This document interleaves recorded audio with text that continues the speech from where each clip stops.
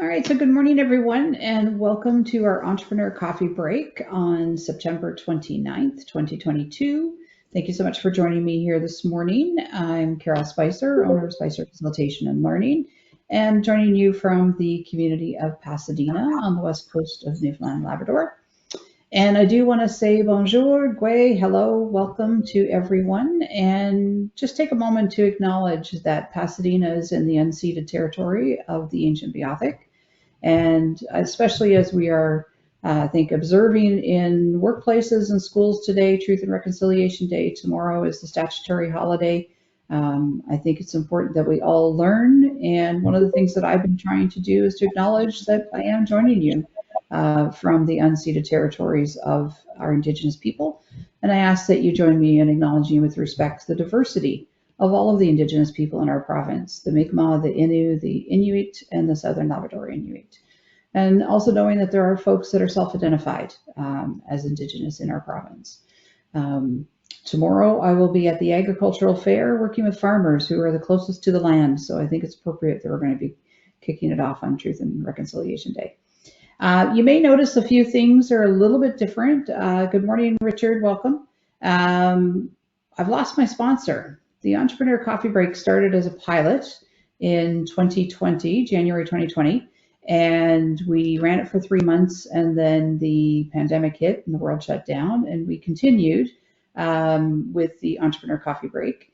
And we took a break over the summer, and I was advised that the funding has kind of dried up a little bit or is not yet renewed. I'm not really sure where that is. However, this community has been building itself, and I really didn't want to let it slide. So for this month, I'm the sponsor. I have secured a sponsor for October, and Andrew's online, and we've had a chat that hopefully Horizon might be able to be my sponsor for November. And so I'm going to continue as much as I can to keep this coffee break going because it seems to have been something that's resonated with a lot of folks. So I'm very pleased to continue to offer it this month. But you won't see that other branding that we had previously that's here today. So just a little bit of background on that if you're wondering why it doesn't look the same, but that would be why. So I'm very pleased today to continue with the Entrepreneur Coffee Break.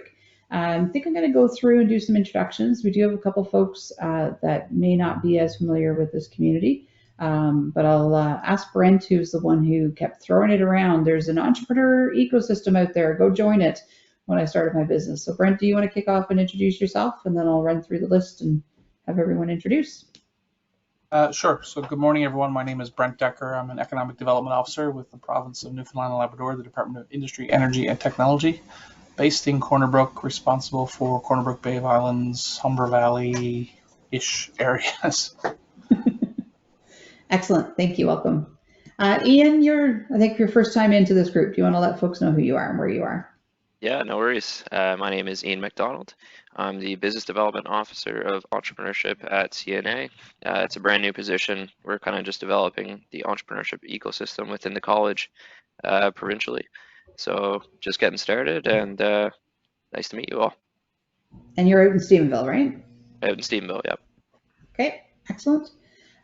Continue with the college, Lorianne.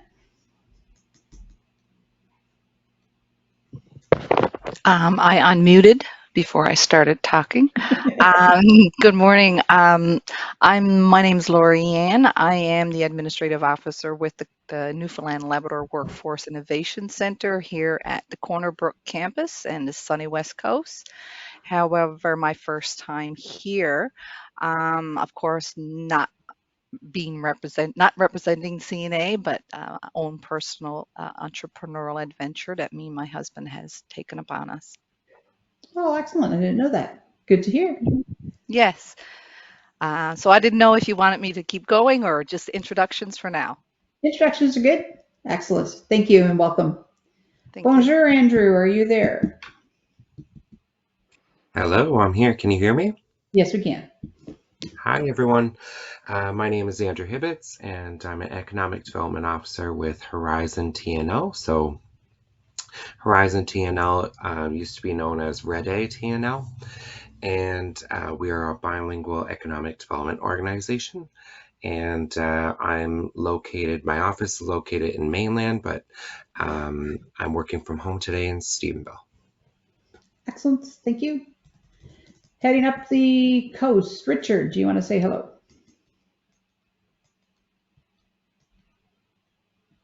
Good day, I'm Richard May with CBC Nortec, based in Plum Point. We serve the Great Northern Peninsula, providing business support services. Excellent. Your image is small for me, but there's nobody else in the room there with you, is there? Not at this time. Okay. Just want to make sure we weren't missing anybody. Jumping over to the East Coast, Hillary, good morning. Good morning. My name's Hillary King, and today I'm joining from Lamoline visiting my nan, so it's a bit hectic in the background, so I'll be off camera. But I'm a retention coordinator with the Study and Stay program. We work with international students at CNA and MUN to develop their career and business skills so that they can hopefully have a smoother transition to settling here long term. And I also work as a project lead with Reclaim Community Collaborative Design Organization, a bit of a lengthy name, but we work on community-led development projects such as Co-Housing NL, our flagship project. Excellent. Thank you. Welcome.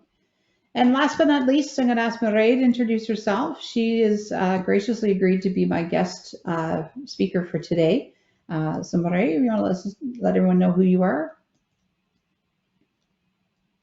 Hi there. I am from Stephenville originally. I'm living in Corner Brook these days. And I am both a website developer and a UX designer. And UX is user experience. I'll get a little bit more into what that means in a bit. So yeah, I moved back to Newfoundland from the UK almost a year ago now, I think end of October. And I've been setting up my business as a website designer and UX developer. Mireille is her first experience with us in this ecosystem. She actually joined us from England, so we were quite excited. We'd gone across the pond, and so she was had kind of met a few folks as she made her way back to Newfoundland and Labrador. And in one of our sessions, it might have been the May or June session, Mireille started talking a little bit around user experience. And so when I was looking for a topic for this session, I thought of her to continue that conversation. Many of us are not necessarily really up on technology. So I thought it would be nice to have someone kind of walk us through what is UX and how do we make that seamless for our clients, or a little bit better for our clients, and not necessarily just from our perspective. There you go. Screen. Yep. Yeah, it's very different from using Zoom. As soon as you one to the other, it's like, oh my God, something's thrown off. Okay, so I will reintroduce myself. I make websites and I make them user-friendly. And what that means is that I take into account user experience. And, Steve Jobs is probably the most infamous for user experience because he's taken existing technology that nobody really noticed or just couldn't get off the ground before, and he made it extremely popular. And I'll give you a few examples. Like when the first iPod came out, the click wheel on it, that was existing technology. The tablet, he didn't invent the first tablet. Apple has an extraordinary return on investment compared to other technology companies because they're primarily, when I think about it, they're primarily a design company. They take the stuff that you find difficult to use and they make it easier to use. And that's where they get a huge return for it. So that's really what we're talking about when we're talking about user experience. It's about how easy something is to use, how fast can people get comfortable with it. So let's see. This works very differently on GoTo than it does on my Zoom. There we are. Speaking of user experience, here's a nice example. I I know, like I said, you switch from your usual software and you get thrown. But that's okay, because as long as you can see this, we're good. So the different aspects of user experience are, is it useful? Is it usable? Is it findable? Is it credible? Is it desirable? Is it accessible? And is it valuable? Now, most UX started out with products, right? Like we just said, the iPod. But it's been brought into websites. So you don't want your website to be not thinking of your users, because then you kind of get this situation where the user's perspective is really not very attractive. And it can look great from the perspective of the client, the website owner. And then the user can be looking and going, oh my God, what are you kidding? So we always take into account the user's perspective. This is about the question, is it usable? And we all know that a Swiss Army knife is quite usable. But one of the problems with people, especially creative people, and all entrepreneurs are creative people because you're creating a company, is you got a million ideas, right? You've got so many, and it can be very overwhelming to your user on a website or on anything, really. You have to kind of focus what you're doing.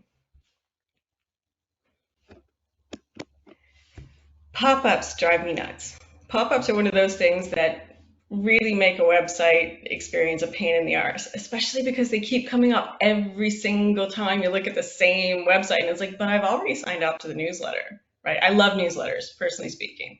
Love them. Subscribe to a million of them. But there are better ways to do it than punching someone in the face. I love this quote. This was going around my LinkedIn recently. And a typical website visit in 2022, figure out how to decline all but the essential cookies, close the support widget asking if I need help, stop the auto-playing video, close the subscribe to our newsletter pop-up, and then try to remember why I came here in the first place. And I don't know about you, but I've done this. You get distracted. We're all constantly distracted. Half the time when we're on a website, we're on our phone. And we're probably, doing something else at the same time. We're at the playground, or we're with our dogs or our kids, or we're at the coffee shop waiting in line. You've only got maybe 50% of people's attention at best. So overwhelming them is not a great experience. Because this is where we are every day, at least. I don't know, I'm there at least once a day. Usually this is my mornings. It's how I start, without the bacon and eggs.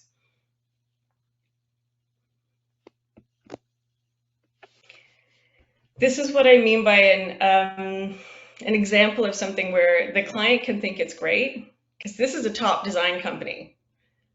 This is an award-winning design company, which baffles me. But you can't read their homepage, right? I've struggled. I've gone through this, and I managed to get most of the words, but there's, I think, 2 that I couldn't figure out. And I don't think anyone should have to work that hard to read the first words on your homepage, or any words on your homepage. So the way you do with things like this is you need clear, easy to read fonts.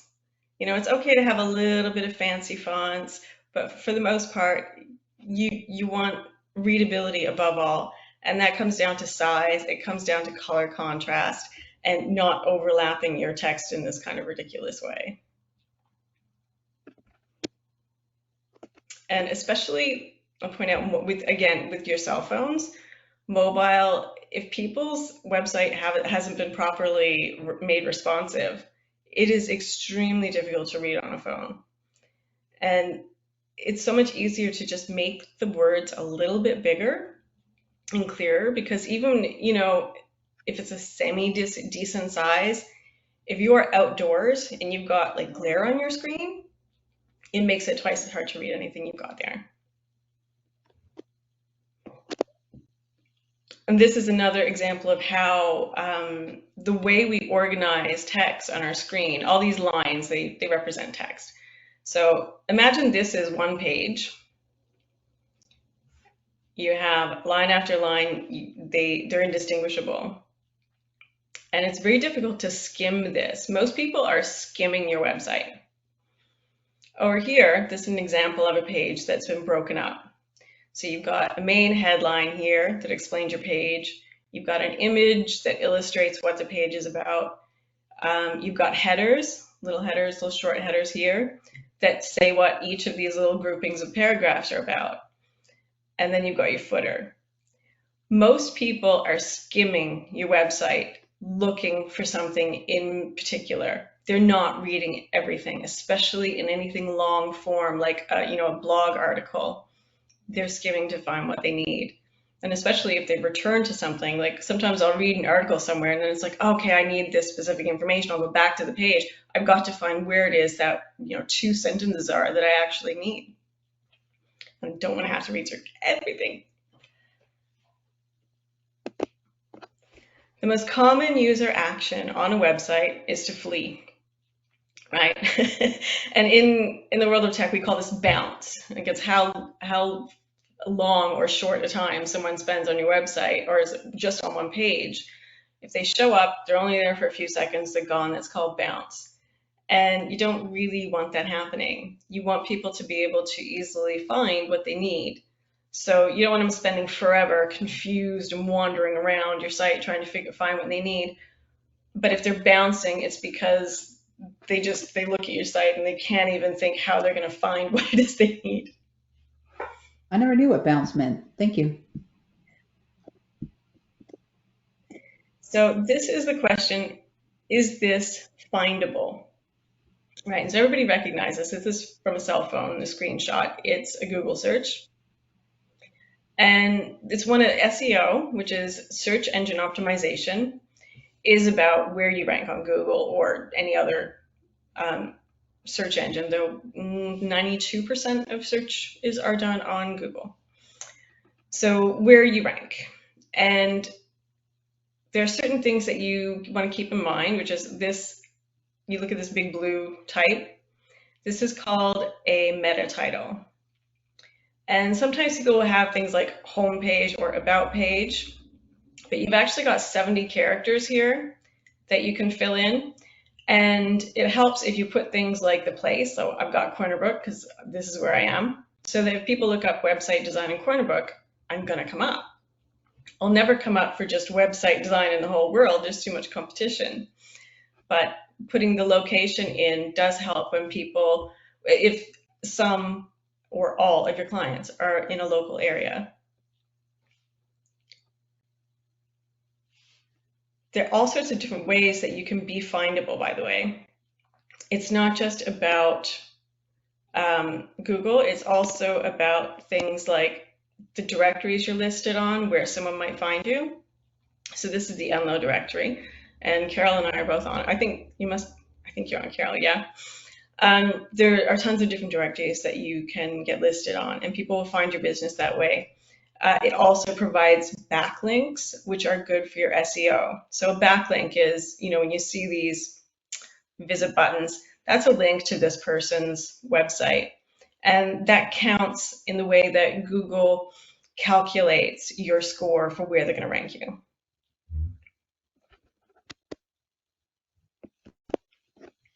So this is my website. This is my card, my business card. And on my business card, I have a QR code. These are scannable with a cell phone. And I think Android builds it in now. It used to be you had to download a scanner to your phone. Now Apple just builds it into their iPhones, and I think Android does the same thing. And we're pretty familiar with these now because of COVID, but you scan it with your camera and it opens a website. And I think that this is pretty useful because sometimes people don't always want to take a card away with them.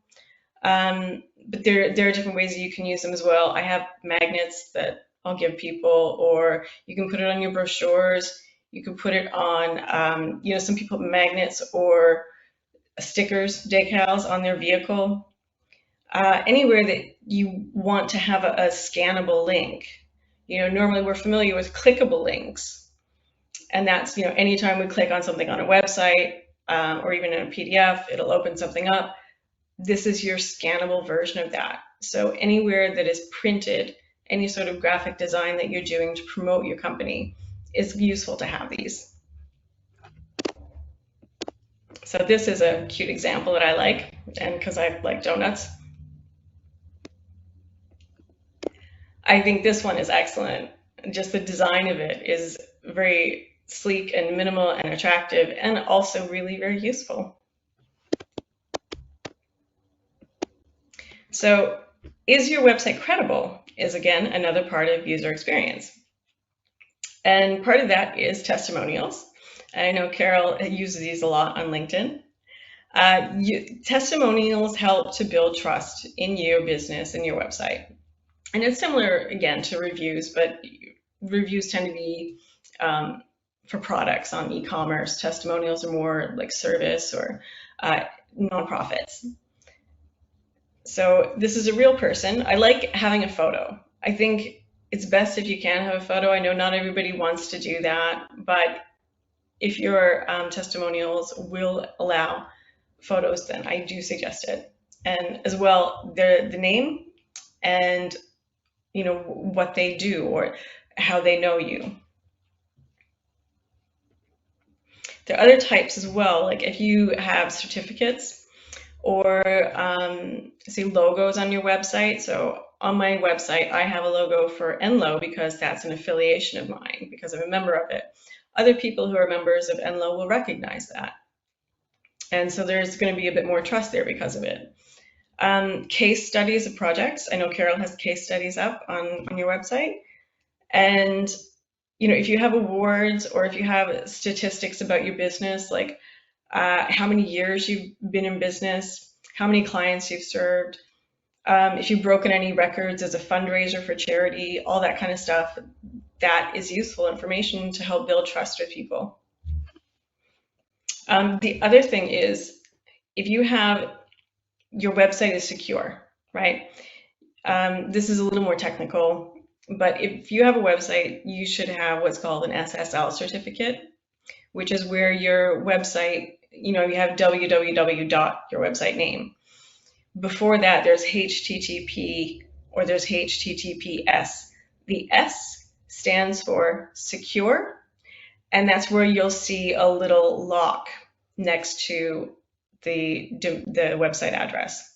That is always a good thing for security, and it's also a good thing for building trust, because I tell you, I don't want to use a contact form on a website that isn't secure, because that information can be intercepted.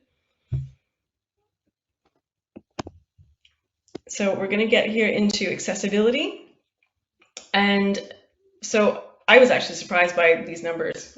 I don't know how many other people are, but yeah, 24% of women and 20% of men have a disability. So that's a very large chunk of the population. And so we don't tend to think so much about that in terms of websites. We tend to think of it in terms of buildings, but accessibility is important for anything that people use, including technology. And there's different types of disabilities. So we have visual, auditory, motor, and cognitive disabilities. But there's also the issue of whether a disability is permanent, temporary, or situational. So permanent, we understand, okay, blindness or, hard of hearing. But temporary is something that most people don't think of. And that means that way more people are going to be in a situation of disability than you would otherwise think. So someone who has had eye surgery, that's a temporary disability. Someone who has an ear infection, that's a temporary disability. Someone who has a broken arm, they've only got one arm. Yes, it's only temporary, but it still exists, and it's still going to be an issue for people. Situational, I think I brought this up earlier, where if you're looking at your phone or a tablet outdoors, the glare on the screen is so much that it's hard to see the screen properly. If you're on a train, have you ever tried to watch a video on a train, you know, on your morning commute or something, or on a bus in your commute? There's a lot of noise going on. Anytime there's a lot of noise going on, which would be anywhere among my family, which is very huge and loud. If you're trying to listen to something, it's very difficult. And it's one of the reasons why you'll frequently see people putting captions on videos that are on LinkedIn, because we're on social media so much when we're commuting that the noise in the background would make it impossible to understand what's going on. And motor disability, the situational one is, and loads of people only have use of one arm on temporarily because you've got a little one in the other arm. So we have to have technology that will work in one hand.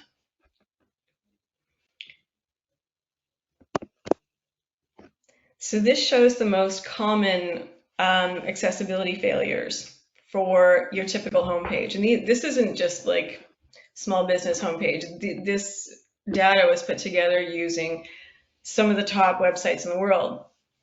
And there are a lot of problems. You've got 80% of websites that don't have proper contrast on them. And what that means is the text color and the background color there's not enough contrast between them to actually properly read. And this is important for people who have color blindness, but again, it's also useful for anyone who's trying to read anything outdoors.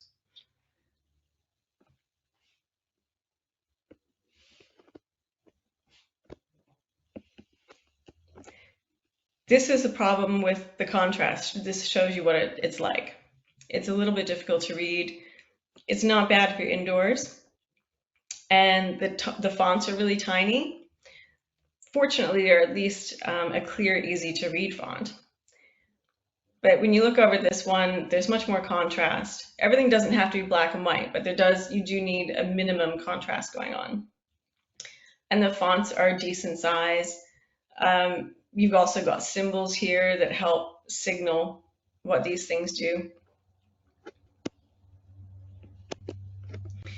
This is the homepage for a color tool that I use. It's quite useful, very helpful. It's called coolors.co. And they have a color tool for accessibility. So if you want to, a lot of people have their own websites and they can pick out the colors on their site and change them, alter them to what they want. This little tool here will allow you to see whether or not your color contrast is correct. So a score of 10.87, it's very good. If you were to put colors in that were wrong, it would just light up red until you go away. You need to fix this.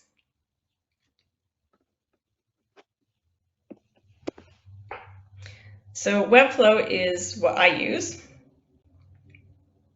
It's the platform that I build on.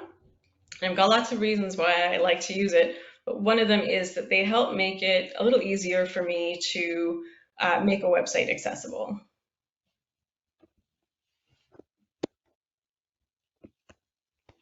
So here, this is the H2 that I'm checking the color contrast of. Now, I mean, visually I can see that this is perfectly fine, but just as an example, this little tool over here shows me that I have a AAA rating for my color contrast, so that people are going to be able to see this. They're going to be able to read this in different conditions and different visual impairments.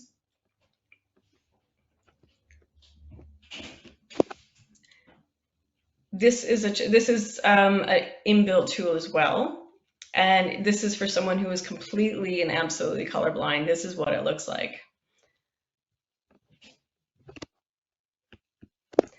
And this is another tool for visual impairment. It gives you the appearance of blurred vision, so I can literally screen through. When I'm building a website, I can scroll through and see what everything looks like when I've got the blurred vision turned on.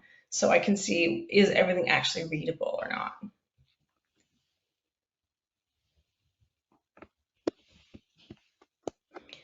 And so this is, you've got the curly text here. That's what we call a fancy font. You only ever want to use a little bit of it, because if you use a lot, it becomes very difficult to read. But even the smaller text under blur, this is actually readable on a normal screen size. And this is why we do UX when we make a website, because a bad website is like a grumpy salesperson. Nobody wants that. And again, this is where you'll find me.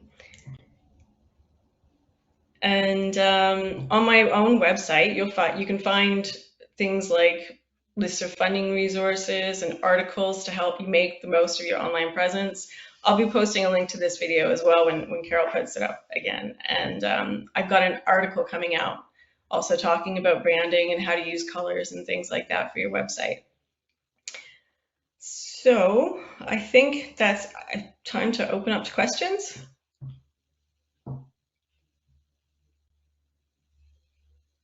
Excellent. So Hillary has made a comment that she's actually using Webflow and she had no idea about any of this. So I don't know, Hillary, if you have any specific questions you want to ask. Nothing specific. I'll admit I'm very, very, very beginner stages of Webflow, so it's been a learning process. But it's really great to know that it has this functionality. Right now I'm doing their tutorial courses that they have to learn how to actually use it.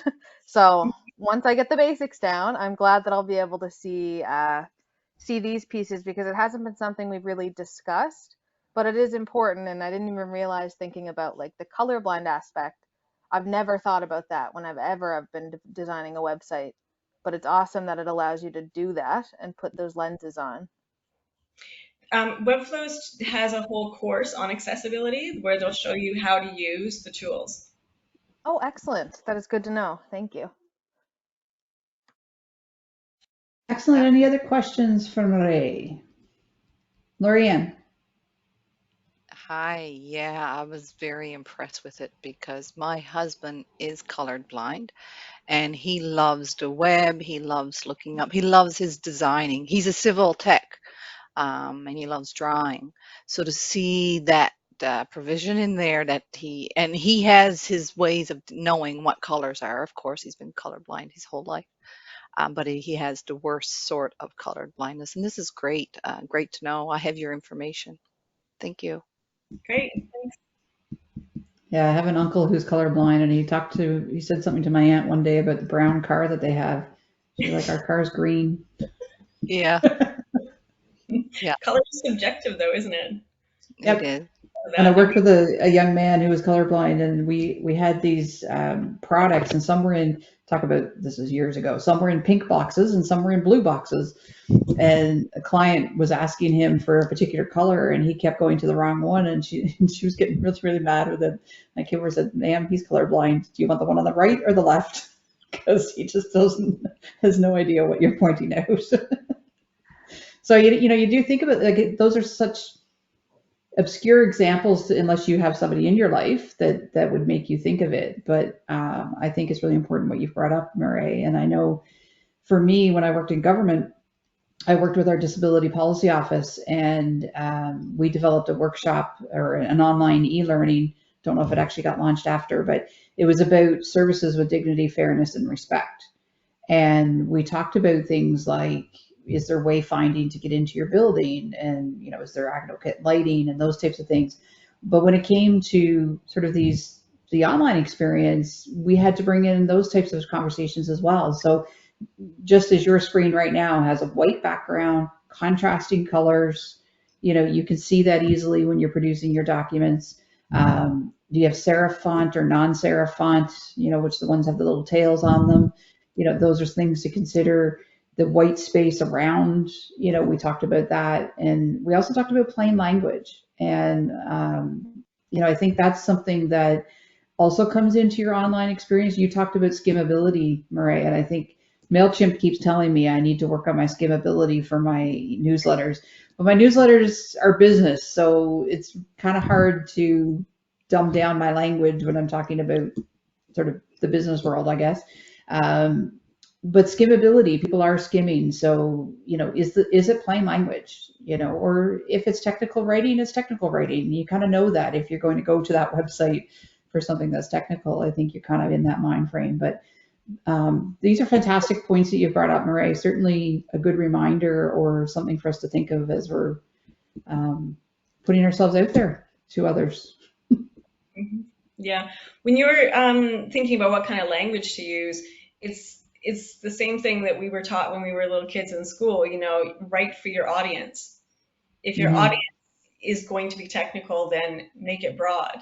But, you can make it broad, you can make it technical, depending on who you're speaking to. When I write, I tend to make it broad because the only other people who are going to understand, the technical aspects of website development are other developers, and that's not who my clients are.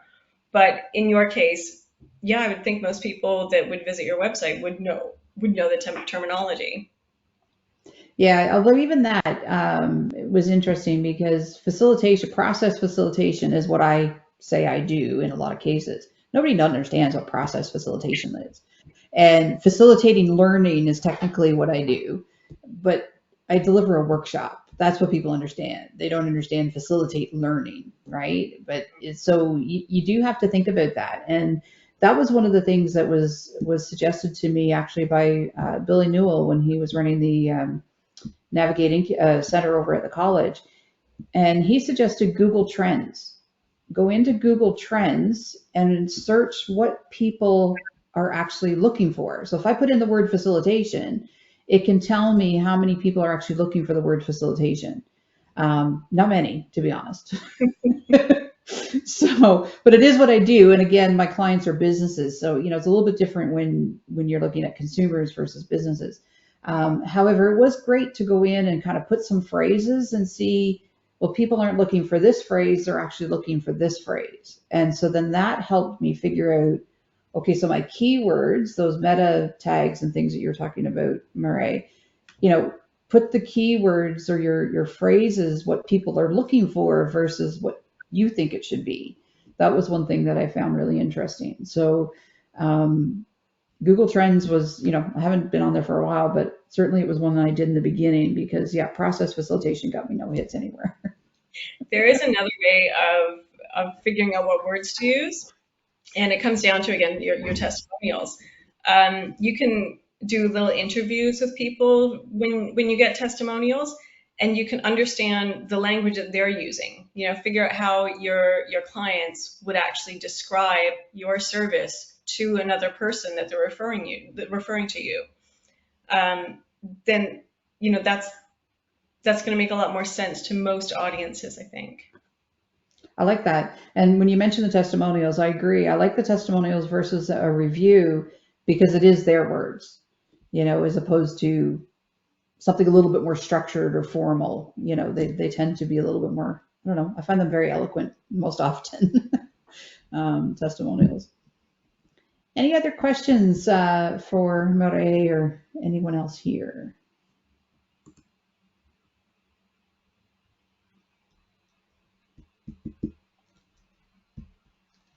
Thank you. So I like the idea of the QR code on a business card too. Saves people from having to type in and make sure they spell it correctly.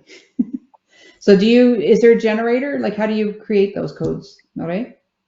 I use something called Crafter Pro, and it's an app that I downloaded to my iPad. There are quite a few different apps you can pick up, and some of them are free, some of them are cheap. Chrome has a way of generating them in the browser, but I don't usually use that one because it gives me a little dinosaur in the middle. I don't know why they give a little dinosaur in the middle, but I like putting my own colors in and my own little graphics in there. So I make it with Crafter Pro, and then I might mess around with it a bit in graphic design software. Okay. Excellent. Well, thank you very much. I really appreciate that. I'll just grab back the screen here.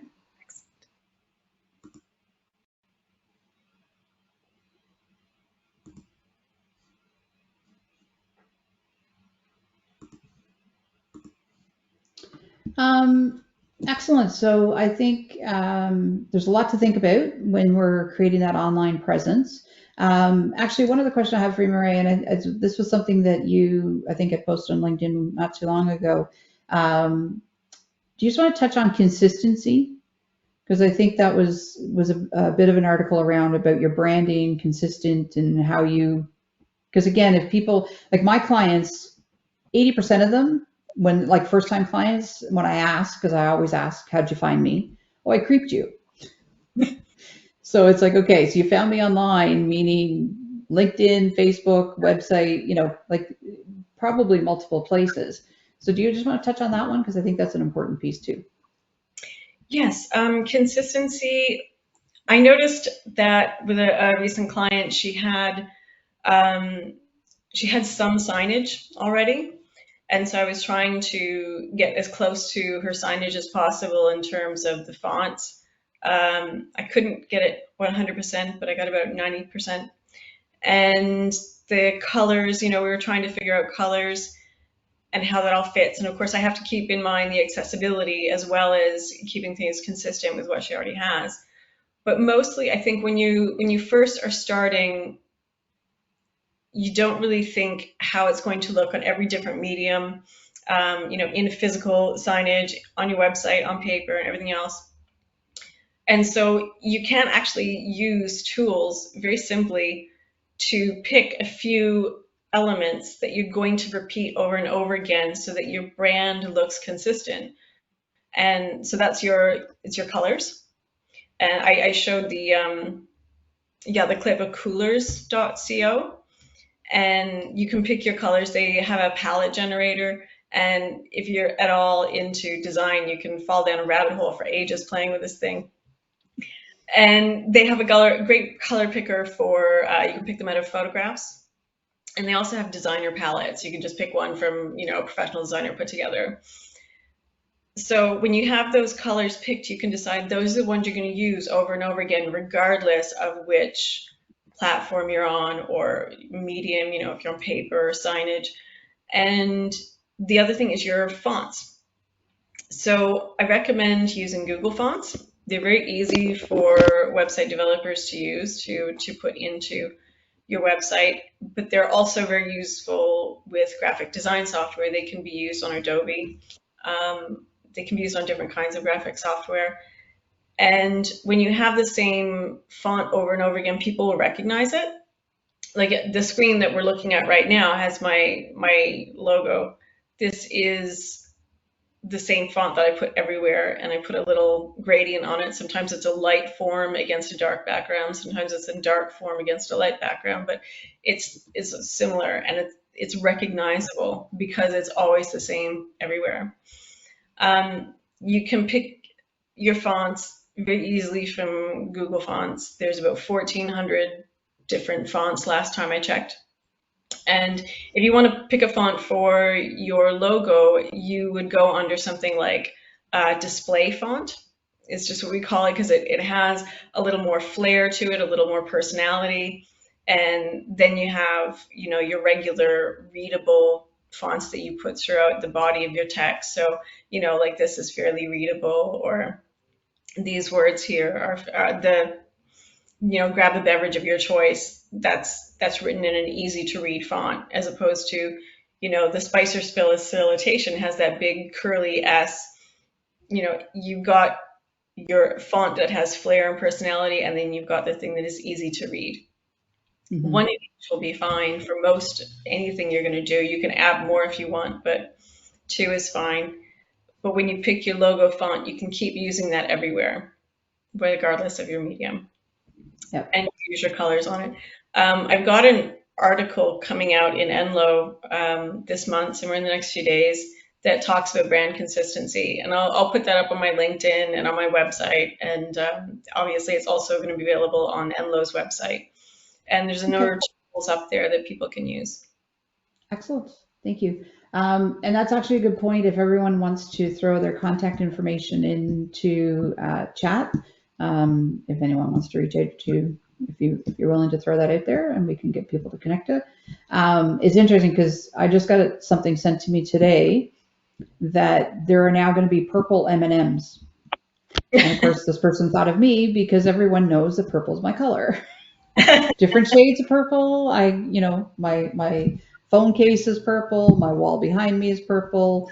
I'm wearing a purple shirt, purple earrings, all that stuff. But it's something that has been so consistent that it's always been about my purple. And so people will recognize that. They'll see it on my nails. If I get my fingernails done, they'll see, and they'll pick up on it.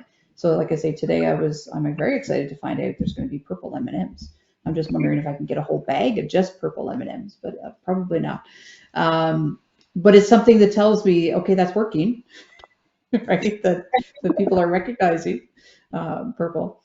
The other thing that I wanted to compliment you on, Mireille, was first of all, your use of humor was fantastic, but the simplicity of your presentation, right, was images. And it helps us when, if language happens. You mentioned the accept and the decline with the check mark and the X versus the plain buttons. So sometimes those things are good for us to think about if there's a language barrier, or just that visual sometimes is easier for us to process if we happen to be visual learners. And then maybe the explanation below it. So yeah, there's so many different aspects that we could just make a couple little tweaks, and it will really improve the experience of our clients as they're using our products and services. So thank you very much for everything that you've shared today. Thank you. Yeah, I like to use simple visuals because it's hard for people to listen and to read at the same time. So if I put a lot of points up, I find it's hard for people to listen to me if they're trying to read the points at the same time. Yeah, for sure. Richard, I'm just going to throw to you folks. Looks like you got a couple other folks in the room with you. If anyone wants to introduce or have any questions, feel free to jump in here.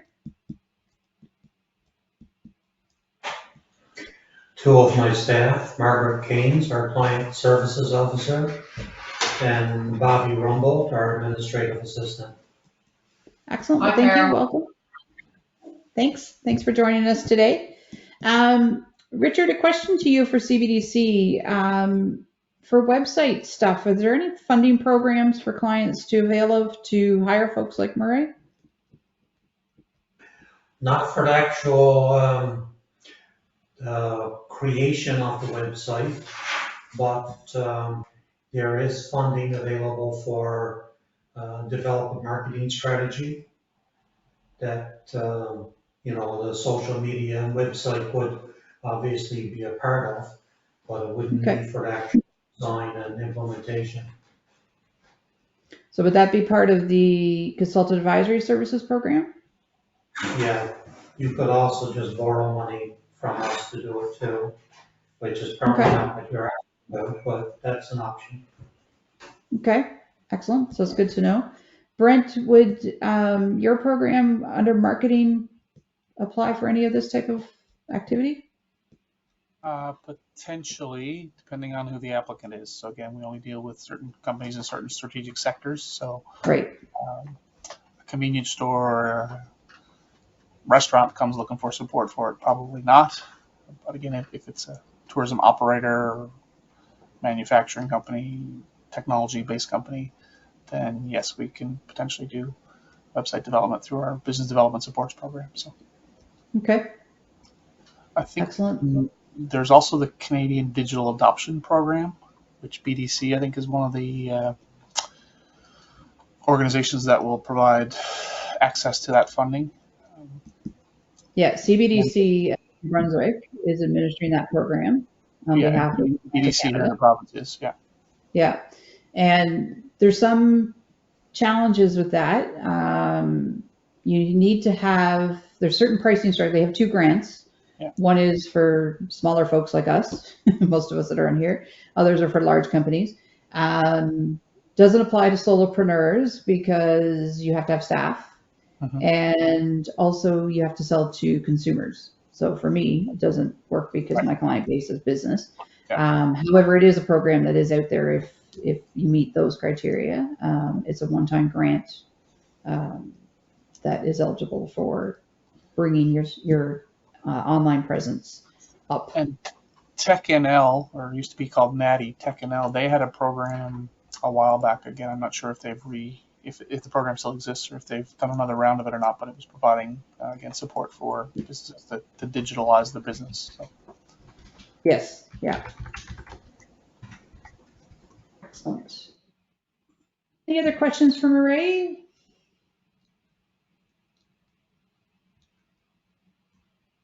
All right. So our next coffee break, we are going to kick off Small Business Week. So Small Business Week is the week of October 17th. CBDC Humber is going to sponsor that event for us. And we are looking to talk about the labor market situation that we're in. The fact that there's oodles and oodles of help wanted signs and folks are not able to open their businesses full hours because of labor shortages and things like that. So I'm looking for some guest speakers on that. So I am working through a list of different folks, but if you know of somebody you think would be perfectly suited to speak to that, please pop me off a message. Also, for some of you on this call, you are connected to not-for-profits. So I do want to mention that our next community connection, which is similar to this, but targeted for the not-for-profit sector, is in November. And it is on the, I want to say the 15th. And my guest speaker is going to be Jeff Lawler from Government of Newfoundland Labrador, who's going to talk about the Community Capacity Building Program, which is a funding program available for not-for-profits and social enterprises. So that's one of those gray areas that's a business, but not a business, it's a social enterprise, so they fall under that program. So he's going to talk us through that. And I can tell you, because a lot of my clients do use that, I'll give you a little teaser, the rates have increased, which is the first time in a long, long time. So Jeff is going to come on and talk about that program. So that's the Community Connection, and that will be happening in November. So I want to throw it open to everyone. Anything happening in your organization that you want us to be aware of? Any events coming up? I'm thinking of you, Hillary. Your cohort is opening. Did you want to talk about your cohort for Atlantic Study and Stay and what you might need from this community?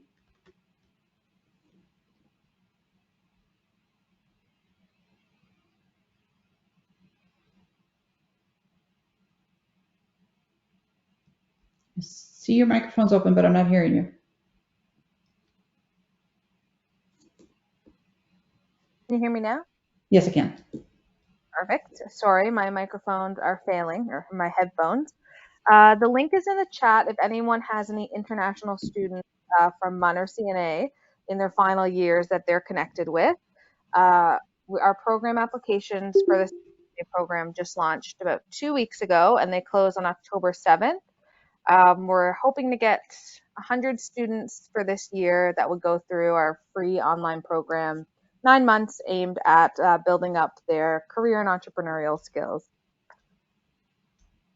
And you're also always looking for mentors, which I can say I've been in this program for a couple of years. It's a really extremely rewarding experience to mentor these individuals who've chosen to make our province their home and are always looking for some support. Yes, and I assume our mentor applications will be open by the next Entrepreneur Coffee Break, so I'll definitely be plugging it then. Okay, excellent. Andrew, what's going on in your neck of the woods? I think you have Long Range Mountain Awards open again. Hello. Yes, so we are planning Small Business Week. So this year, Small Business Week will be October 17th to the 21st. And we're happy to say that the award ceremony will finally be in person again this year.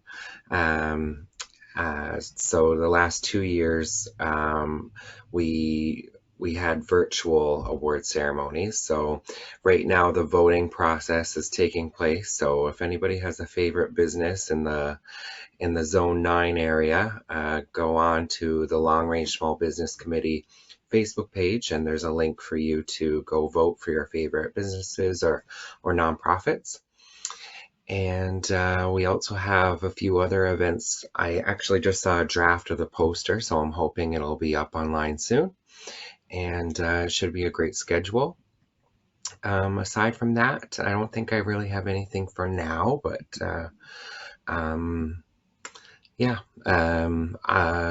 I will touch base with you though, Carol, because I think we may be able to do that for November. So yeah, we'll follow up soon. I just need to speak to Diego, but he's in Ottawa for a conference. So Okay, excellent. Thank you.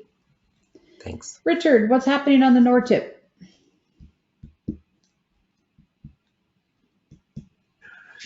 Small Business Week, we're having our annual stakeholders meeting, as well as participating in other groups' activities. Our stakeholders meeting will be at Cowie, and this year we're putting spotlight on the agriculture sector, and hoping to get some people out that have an interest in that industry and making it grow, literally and figuratively. Okay, excellent.